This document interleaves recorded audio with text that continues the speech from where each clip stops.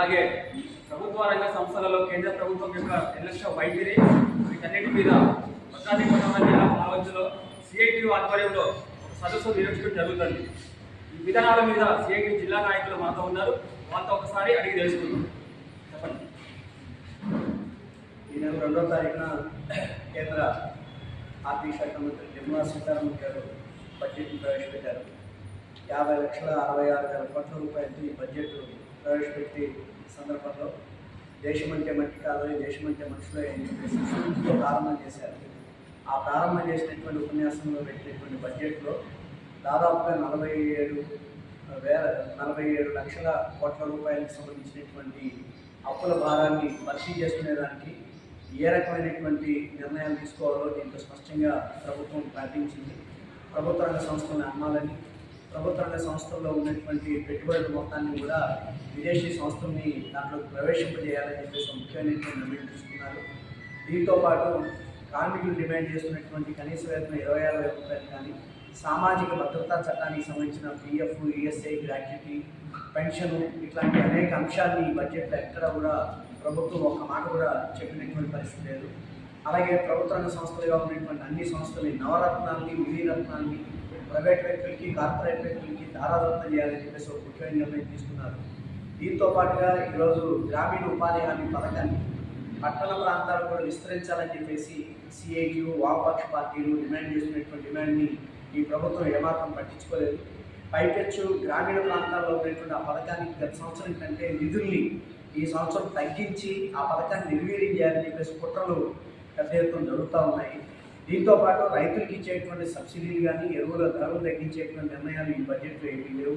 అలాగే 3 నల్ల వ్యవసాయ చట్టాలని రైతులు చేసినటువంటి చారిత్రాత్మకమైన పోరాటం వల్ల పేరుకు మాత్రం వాటిని రద్దు చేస్తున్నట్టు ప్రకటించిన దొడ్డిలోన ఆ చట్టాలు మొత్తాన్ని అమలు చేయాలని చెప్పేసి ఈ బడ్జెట్లో ముఖ్యమైన నిర్ణయం తీసుకున్నారు.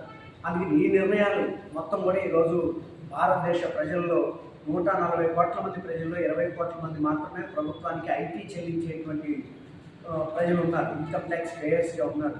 వాటి పోలు మిగతా 120 కోట్ల మంది ప్రజలు ఎవరైతే ఉన్నారు, దళితులు, గిరిజనులు, బీసీలు, ఎంబీసీలు, మైనార్టీలు, మహిళలు, సామాజికంగా అణిచివేయబడుతున్నటువంటి ఈ తరగతుల ప్రజలకి ఈ బడ్జెట్లో ఏ ఒక్క కొత్త పథకాన్ని కూడా దీంట్లో ప్రకటించలేదు. ఇవాళ స్కీమ్ వర్కర్ని గౌరవ వేతనం ఇచ్చేటువంటి కార్మికులుగా చూస్తున్నారు. కానీ ఇవాళ సిఐటి డిమాండ్ చేస్తుంది, వాళ్ళని కార్మికులుగా గుర్తించండి, గౌరవ వేతనం వాళ్ళకి వద్దు, కనీస వేతనం కావాలని చెప్పేసి డిమాండ్ చేస్తున్నాం. ఆ రకమైనటువంటి ప్రకటన దీంట్లో లేదు. మధ్యాహ్నం భోజనం కార్మికులకి అదనంగా పెంచినటువంటి బడ్జెట్ దీంట్లో లేదు. అలాగే అంగన్వాడీ టీచర్లకి, అధిపతులకి ఈ బడ్జెట్లో వేతనాల పెంపుదలకు సంబంధించిన నిర్ణయం అంటే చేస్తారని చెప్పి చూసాం. ఆ నిర్ణయం ఏమీ లేదు. అందుకని ఈ బడ్జెట్ ఎడ్మించి ఎటు చూసినా సరే, అటు రైతులు కానీ, ఇటు వ్యవసాయ కార్మికులు కానీ, ఇటు కార్మికులు కానీ, అటు ఉద్యోగులు కానీ, ప్రభుత్వ రంగ సంస్థలు కానీ, మహిళలు కానీ, మైనార్టీలు కానీ, బీసీలు కానీ, ఎంపీసీలు కానీ, వీళ్ళెవరికి కూడా లాభం చేకూర్చేటువంటి బడ్జెట్ లేదు. పైగా కార్పొరేట్ శక్తులకి కావాల్సినటువంటి అనేక రాయితీలు ప్రకటించారు. 17 లక్షల కోట్ల రూపాయల అంబానీ అదానీకి ఇవాళ వాళ్ళు బ్యాంకులకి నుంచి తీసుకునేటువంటి రుణాలని మాఫీ చేస్తూ ముఖ్యమైనటువంటి నిర్ణయాన్ని దీంట్లో ప్రకటించారు. అందుకని ఈ బడ్జెట్ కార్మిక, ప్రజా వ్యతిరేక బడ్జెట్, కార్పొరేట్ అనుకూల బడ్జెట్, ప్రైవేటు సంస్థలకి అనుకూలమైన బడ్జెట్, ప్రభుత్వ రంగ సంస్థల్ని నష్టం చేసేటువంటి బడ్జెట్. కాబట్టి ఈ బడ్జెట్ని సిఐటియు తీవ్రంగా వ్యతిరేకిస్తుంది. దీంతోపాటు రేపు మార్చి 2వ వారం నుంచి మళ్ళీ పార్లమెంటు బడ్జెట్ 2వ సెషన్ సమావేశాలు జరగబోతోంది. ఈ సమావేశాల్లో మీరు ఆల్రెడీ ప్రకటించిన బడ్జెట్లో చేసిన కేటాయింపుల మీద సవరణ చేయాలి, మార్పులు చేయాలి. మేము అడుగుతున్నటువంటి పద్ధతిలో బడ్జెట్లో మార్పులు చేసి మళ్ళీ ప్రజల ముందు పార్లమెంట్లో తీసుకురావాలని చెప్పేసి ప్రభుత్వాన్ని డిమాండ్ చేస్తున్నాం. ఆ రకమైన నిర్ణయం కనుక తీసుకోకపోతే ఈ మార్చి నెల బడ్జెట్ సమావేశాలు ముగించేలోపు సిఐటి నాయకత్వంలో చలో పార్లమెంట్ కూడా మీరు సిద్ధమవుతామని చెప్పేసి ఈ ప్రభుత్వాన్ని హెచ్చరిక చేస్తున్నాం. చివరిగా ఇవాళ కార్మిక వర్గానికి పోరాడి సాధించుకున్నటువంటి 29 కార్మిక చట్టాలను రద్దు చేసి ఆ కార్మిక చట్టాల స్థానంలో 4 లేబర్ కోడ్లు తీసుకొచ్చారు. ఈ 4 లేబర్ కోడ్లు ఎలా అమలు చేయాలి, పని గంటలు ఎలా పెంచాలి, యూనియన్ లేకుండా ఎలా చేయాలి, ఇట్లాంటి దుర్మార్గమైన నిర్ణయాలు ఈ బడ్జెట్లో ముఖ్యమైన నిర్ణయాలు ఉన్నాయి. ఈ నిర్ణయాలు తక్షణమే ప్రభుత్వం వెనక్కి తీసుకోవాలి. లేని వల్ల రాబోయే కాలంలో కార్మిక వర్గాన్ని పెద్ద ఎత్తున సమీకరించి ప్రభుత్వానికి వ్యతిరేకంగా పోరాటాలు చేస్తామని చెప్పేసి సిఐటియు భద్రాద్రి కొత్తగూడెం జిల్లా నుంచి హెచ్చరిక చేస్తున్నాం.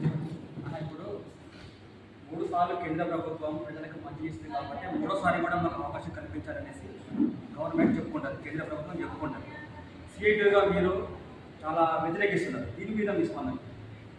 3 సార్లు మేమే ప్రభుత్వంలోకి వచ్చాము అని అంటే దానికి కారణం ప్రభుత్వం వైపు నుంచి ప్రజలందరికీ కావాల్సినటువంటి మేలు సహాయాలు మంచి పథకాలు ప్రకటించారు కాబట్టి వీళ్ళు అధికారంలోకి వచ్చారని చెప్పేసి వాళ్ళు చెప్పడం కనుక నిజమే అయితే అది విన్నటువంటి మనం మోసపోయినట్టు తప్ప మరొకటి కాదు. ఎందుకంటే ఈ ప్రభుత్వం ఈ ఎన్నికల్లో గెలవడం కోసం అనేక రకాల కుట్రలు పడింది, అనేక రకాల ఎత్తుగడలు వేస్తుంది. ఇవాళ ప్రభుత్వ విధానాల వల్ల ప్రజల్లో వస్తున్నటువంటి అసంతృప్తిని ఎన్నికల్లో వాళ్ళకి వ్యతిరేకంగా ఓటు రానియకుండా ఉండటం కోసం మతాన్ని మత ఉన్మాదాన్ని రెచ్చగొట్టి ప్రజల మధ్య ఐక్యతని చీల్చి ఈరోజు ఆ రకంగా లబ్ధి పొందేటువంటి ప్రయత్నం చేసింది కాబట్టి మొన్న జరిగినటువంటి ఎన్నికల్లో తిరిగి బీజేపీ గెలవగలిగింది. అదే సందర్భంలో ఇదే బీజేపీకి గతం కంటే 66 సీట్లు తగ్గినాయి. ఇది కూడా మనం గుర్తించాలి.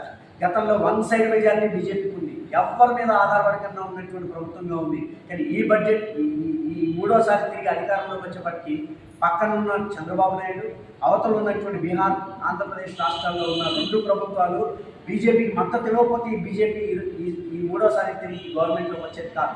అందుకని ఈ ప్రభుత్వం మైనార్టీ ప్రభుత్వం. ఈ ప్రభుత్వం పడిపోకుండా ఈ ప్రభుత్వం ఏర్పాటుకు అవకాశం కలిగించే విధంగా ఆంధ్రప్రదేశ్ బీహార్ ప్రభుత్వాలు హెల్ప్ చేయబట్టి చంద్రబాబు నాయుడు నితీష్ కుమార్ చేయందించబట్టే ప్రభుత్వం మళ్ళీ అధికారంలో వచ్చింది తప్ప ఇవాళ వాళ్ళ విధానాన్ని ప్రభుత్వ విధానాన్ని ప్రజలు అంగీకరించబట్టి తిరిగి గెలిచామని చెప్పేసి వాళ్ళు కనుక అనుకుంటే అంతకంటే దుర్మార్గం, అంతకంటే అతిశయోక్తి మరొకటి లేదని చెప్పేసి చెప్పవచ్చు. ఇది సిఐటియు జిల్లా నాయకత్వం చెప్పే విషయాలు. Over to studio.